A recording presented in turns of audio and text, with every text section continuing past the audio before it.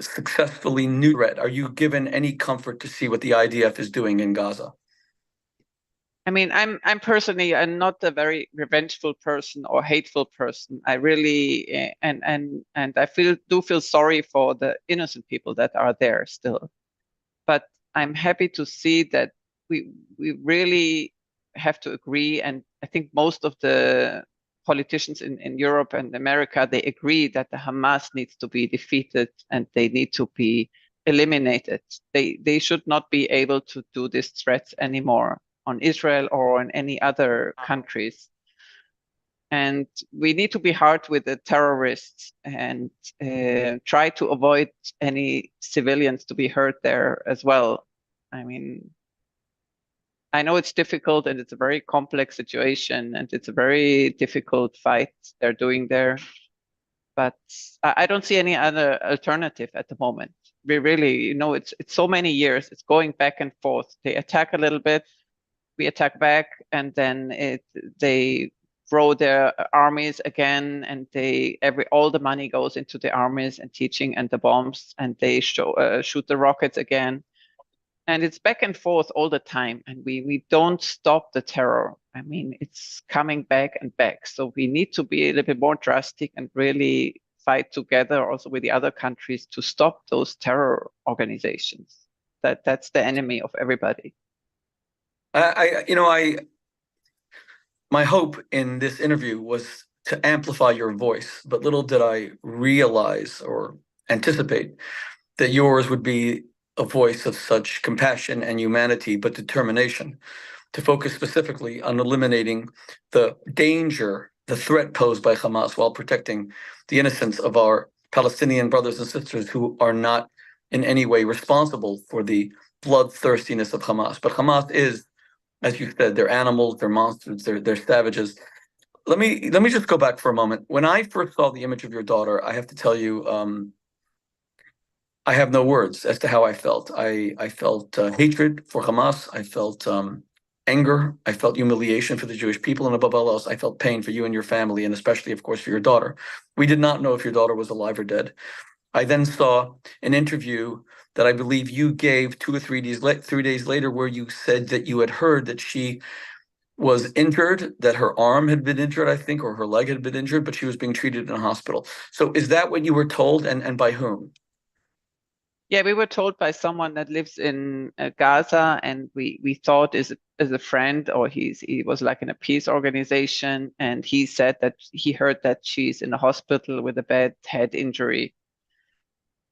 So we did trust this information at the beginning, but probably it wasn't correct, or maybe it was a misunderstanding with a different person. It could be. But at that point, it gave us the hope that she is still alive and that she will come back. Yeah. Until we Yeah, and got the message. I'm sorry to ask another painful question, but I saw on one of the American news channels, I think a day or two ago, that an Israeli father of a 9-year-old girl was originally told the opposite. He was told that his daughter had been killed in the October 7th massacre. And now he was told by the IDF that they're nearly certain that she's alive. And he was crying on TV and he was saying that he almost preferred that she be dead. He didn't want her to suffer under the brutality of Hamas. She's a little girl. He didn't have to. Who am I to understand this kind of horror? But you're saying that for you it was the opposite, that you were happy to hear that even if she was in captivity, under brutal Hamas captivity, that you were much happier to hear that she was alive.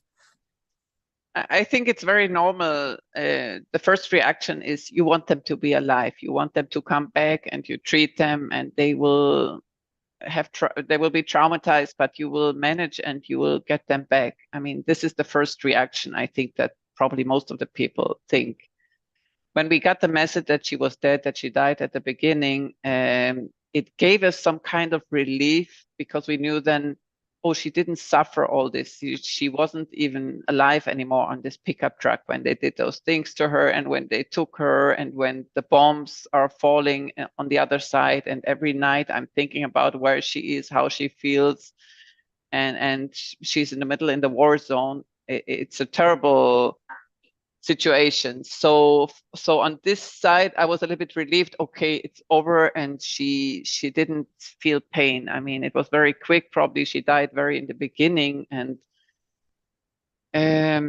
so I can understand both situations. If you would tell me, okay, she's still alive, we will take this also with open hands, even though we know now it's really 1 month in captivity in this situation, and with her things that she passed already, it will be probably very traumatic at this point. But we would take anything, let's say. I mean, that's normal, I think. The actual again, just sorry, a difficult question. The actual man who was in the back of the pickup truck with your daughter, uh, evil incarnate. We don't know what happened to him, do we? We don't know if he was if he's okay, if he's walking around having a coffee in Gaza, if he's being attacked by the IDF. Do you feel a particular reprehension, almost hatred for a man like that? And let me just clarify my question. You know, women being brutalized by men is unfortunately something that has happened throughout history. Women being brutalized by religious men has also happened throughout history. Women being brutalized by fake religious men has happened even more. But this kind of spectacle, where a woman was murdered, A, because she was Jewish, B, because she was a woman, and then to be, as you said, paraded like a trophy. How do you feel towards that man that was on the back of the truck showing such contempt for another human being? Yeah, I mean, by chance, I know that he's not alive anymore. This I can say already, but it didn't give me a relief or something knowing that. And I didn't specify on this person specifically. I think all of them are barbarians that did those things. I mean, there are so many stories, so many people, so many friends of us that had a loss and or were kidnapped, and they suffered a lot. So they're all the same for me. And yeah, I just can say, I mean, they're like animals. They're worse than animals. I mean, animals, they don't even cut up the trophy into pieces and things, right? I mean, they're even worse than animals, and that's the way I see them. Nothing else. I agree. I think that the English language, even the Hebrew language, is limited in expressing the magnitude of evil that these people represent. I mean, the only Hebrew word I can come up with is a toeva. These people are human abominations, and in English we struggle to find a word that will really capture the savagery, the barbarism. Did when Shani was missing, when you did not yet know, when you still believed that she was alive, was the German government helpful? And I know that the German chancellor came, and I know that he had to lie down on the floor of Ben Gurion because there was a red alert, Qassam rocket alert when he first arrived. But did you find the German government helpful?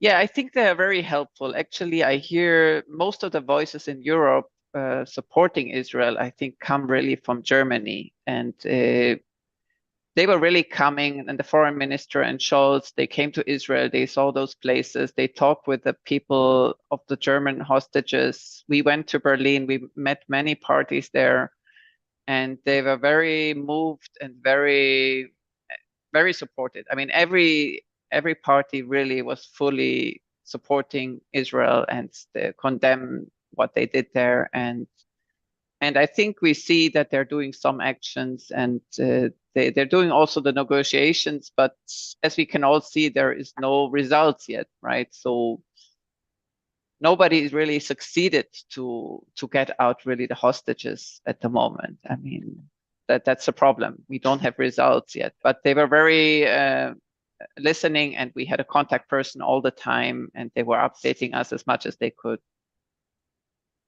Did you feel that Germany had any kind of potential contacts with Hamas that Israel did not have? Did they have any kind of intelligence that Israel did not have? Were they helpful in a way that the Israeli government could not be?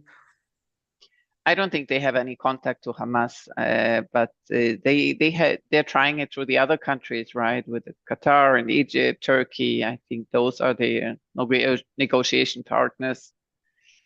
But I mean, all those negotiations are also stuck. It seems to be. I mean, we don't know what's going on behind the scenes, but we can say that more than a month, and they're still there, the hostages.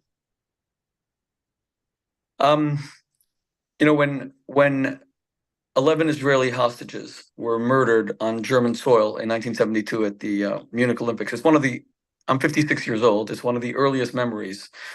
So I was born in 66. I was 6 years old at the time. And I remember it like it was yesterday. I remember the face of that. His name was Isa, the main terrorist, blackened face with the white cap. I remember his devilish face. I remember like it was yesterday.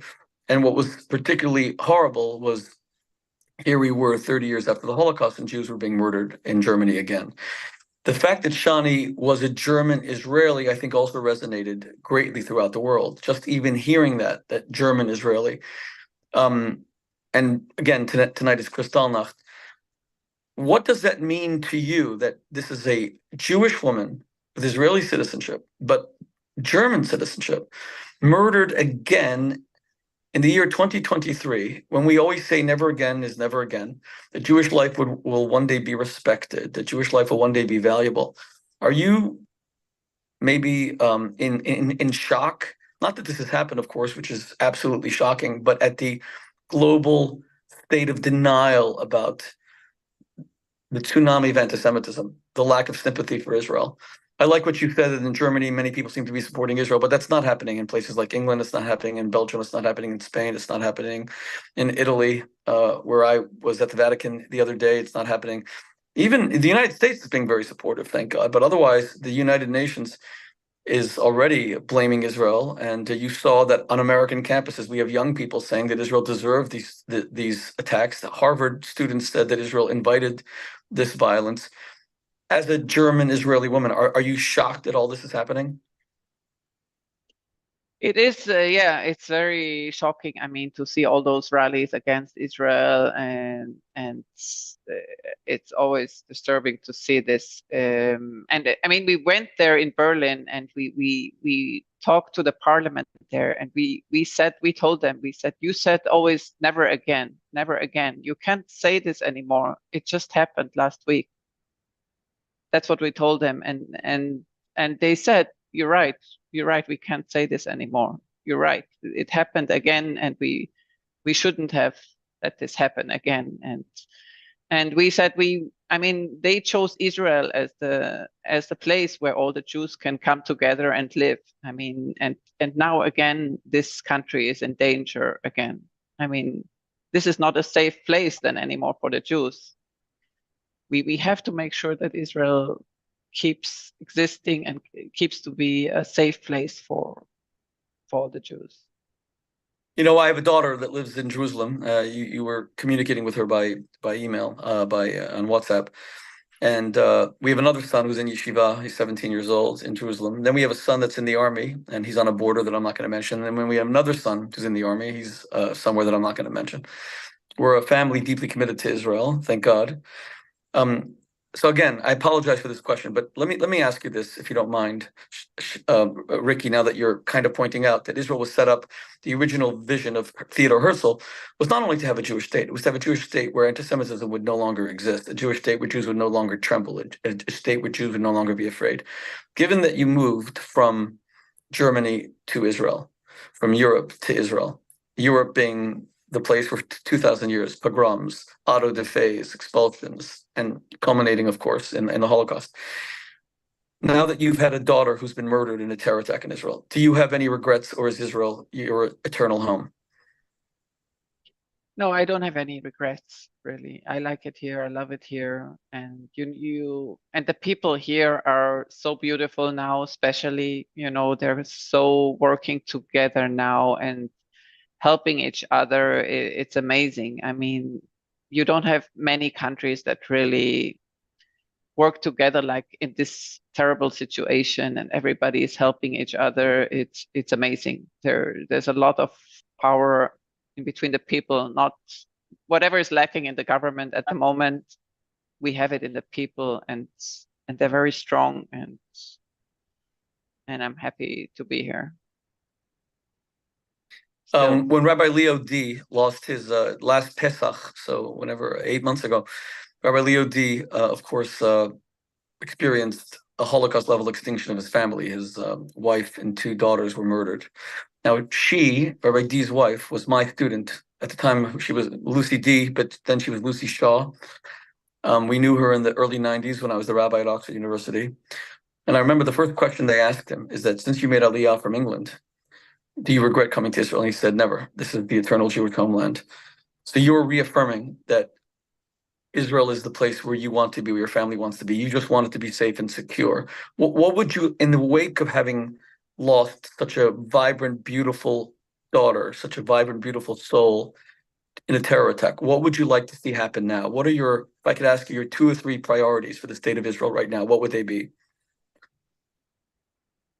I mean, to eliminate all those terror attacks, not only here, also in the world and everywhere, and to live here peacefully, right? Without worries, without rockets that are shooting. I mean, we have this terrible routine of those rockets for years. I mean, people outside, they don't understand that every few months or half a year, there are rocket attacks, and we have alarms, and we have to go to the shelter, and we just see this as a normal routine. But it's not normal. It's very unnormal that we live in this situation like this. It's crazy. I mean, nobody just has rocket alarms and then goes to a shelter just like that. And yeah, we just want to live in peace. And we don't want to conquer anyone. We don't want to oppress anyone. We just want to be in peace with the others. That's all. What are your priorities that you would give the government? So you want the government to destroy the terror organizations. Is there anything else that you would like to see? I mean, get the hostages back. That's the worst at the moment. I just so feel with those families. It's the horrible time I have ever had, those 3 weeks when we were waiting and not knowing what's happening, and just waiting and waiting, and you don't get any updates, no conditions of the hostages. You're completely blind, and you're worrying constantly, and they have to get them back as soon as possible. How did you finally find out that Shani was not a hostage and she had been murdered? They came from the army and the rabbi, and they told us in the middle of the night, knocked on our door, and they said that Shani is not alive anymore. And they found this piece of her skull that was found on Israeli soil, that without this piece, nobody can live. A human being cannot live. So this gave us a proof that she died on the spot, and then her body was taken, and she wasn't alive anymore. And again, please forgive me for this question. I don't want to cause any pain. Has there been a burial? Has there been a memorial? Has there been Kaddish? Has there been Shloshim? Has there been any memorials for your daughter? I mean, we did the normal Shiva and Kaddish, but we don't have a burial state. We don't have a grave, and because we don't have the body, and we decided to wait now. When the hostage situation will be over, hopefully, maybe the body will come back, and then we can bury her and do a funeral. And if not, we will create a memorial place without the body. We said we will have a place to mourn in any case. Well, Bli Neder, I'd like to commit, God willing, in this broadcast that we're doing together to assist you in creating that and ensuring that Shani is remembered in Israel, in the Holy Land. I don't only mean, God willing, having a proper Jewish burial, but to have her memory serve as an inspiration to the Jewish people and to humanity beyond. I just have a final question, if you don't mind. In this time that, see, I spend my time fighting anti-Semites. I really wish I didn't have to. I served as Oprah Winfrey's marriage, parenting, and relationship expert. My motto was much more: make love and not war, a loving world, saving marriages. I'm a child of divorce.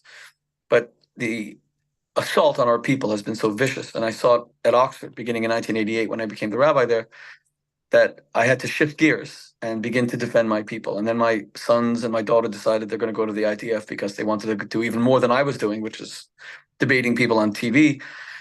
They wanted to actually serve. And we're all shocked at the lack of sympathy that Jewish life, 85 years to the day of Kristallnacht, still has so little value throughout the world, especially in places like Europe and the United Nations. So I guess here's my final question. The first celebrity that I saw 2 days after the attack express any kind of connection to Israel without being afraid that they're going to be attacked by their Hollywood friends, they're going to be attacked by their anti-Semitic friends. You know, we know that Roger Waters is a dyed-in-the-wool Jew hater, disgusting human being. But out of the blue,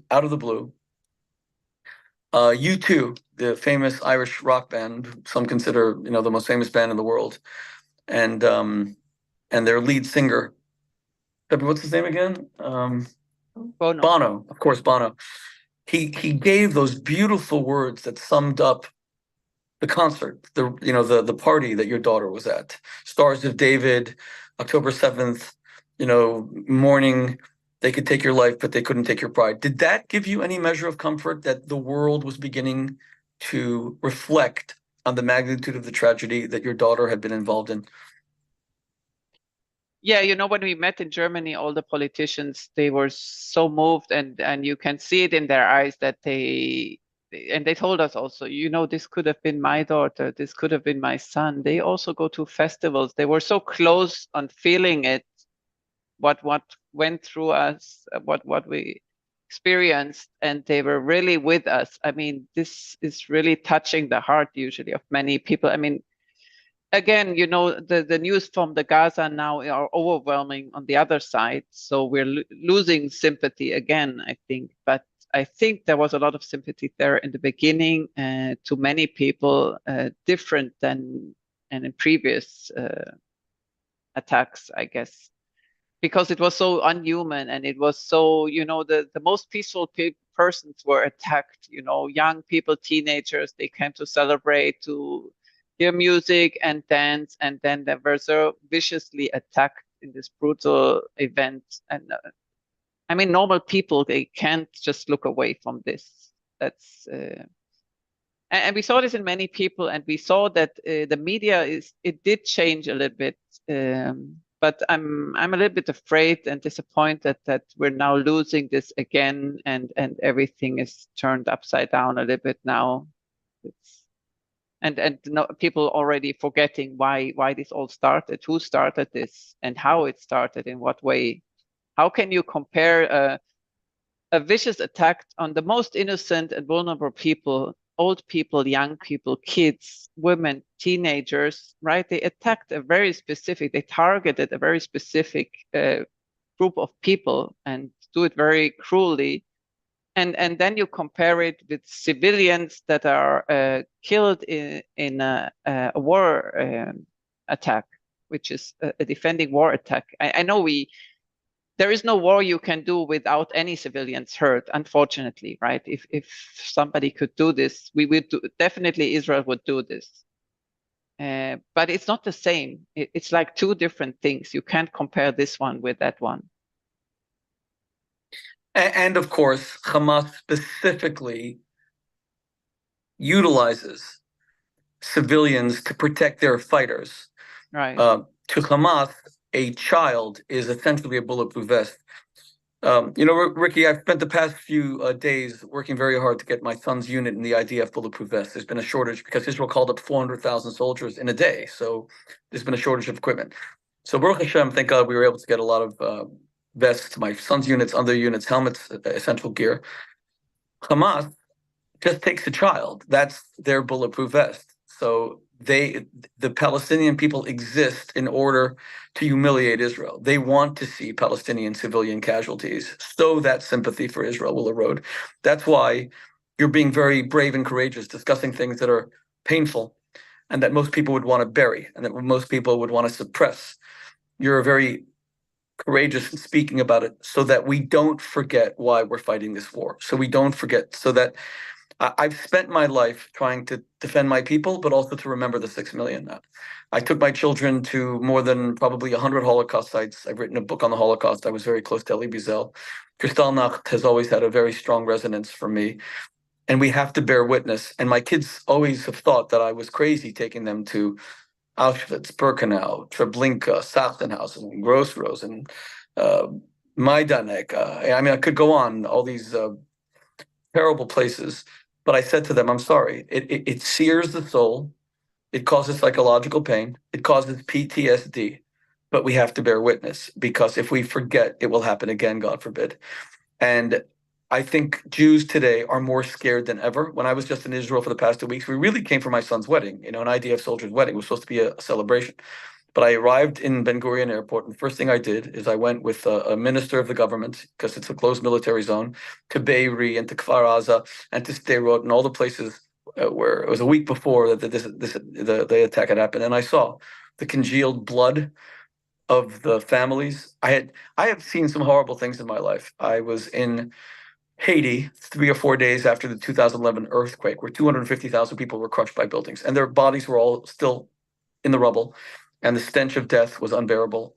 And I saw things that I can't even describe. But Be'eri was worse. It was much worse. And it's so important that we relate Shani's story, and not just the story of her death, the story of her life, the story of who she was and the vibrancy. And that's what you most see about her. And the beautiful pictures of her, you see the smile, you see the radiance, you see the glow. I did not know your daughter, but I know her soul just by seeing the peacefulness, the harmony, what she was reaching for something higher, as were those young people, or to use Bono's words, those kids at the concert. They were reaching for something higher, that Israel should not just be a place where we have to have tanks and where we have to have artillery, but it should be a place where we have music and we have festivals. And I salute your daughter's life, and I salute your courage. And is there any last thing that you'd like to share with us, please? No, I just hope that they will remember Shani, really, as you said, like she was really the light of us and of the people, and in the musical festivals, and also amongst her friends, and not to remember her only on this terrible video. Yeah, that's what I wish. And Ricky, if there's anything that we can do, there's many people that are watching, and this is being recorded. We're going to get it out to a lot of people. If there's anything that we can do, if there's any memorials, is there any way that people can be in touch, or is there a website? Is there anything that we can do? No, we don't have anything. I'm interviewing a lot, and just to keep it alive, to keep it in the media, to bring the word out, and that's what we're doing to help also the other people that are still there. Well, if we can help you set up a website, God willing, to raise money so that we can do a proper memorial of what Shani represented and bring that light to other young people. Just imagine, Ricky, imagine for a moment, it seems impossible, if Palestinian women would have the freedom, the simple freedom to be themselves, like your daughter had living in Israel, the simple freedom to sing, to dance, to say what you want, dress how you want, speak how you want, live how you want. That is a freedom that is denied hundreds of millions of our Arab sisters in countries throughout the Middle East. Even that freedom, and that's what Hamas wanted to destroy and murder. They want to destroy humanity itself. These are dark, wretched, devilish, demonic souls who want to control people. They will kill their own. They are much worse even to the Arabs and Palestinians than they are to the Jews. Their brutality against their own is even more savage. But let me bless you with God's comfort. It's in no way comparable, but I lost my mother 7 months ago. I'm in a Kaddish year myself. I lost my father during COVID 3 years before that. He was 87, my mother was 80, but my mother's 80th birthday, and it was just her 81st birthday, October 23rd. But last year on her 80th birthday, October 23rd, we had a party for her. We did the same thing that Shani was doing. We danced. My mother was dancing. We were so happy, and we lost her a month later, and I'm still in shock, just like that. Now, you can't compare it, of course. But loss is loss and grief is grief. And honestly, I wish that I wasn't so limited as a human being not to be able to grant you the comfort that you need and deserve. But if there is a project that you want us to highlight, you'll tell me later and we'll put it out everywhere. And God bless you and thank you so much. And God bless and comfort your family. Thank you. Thank you so much. Thank you.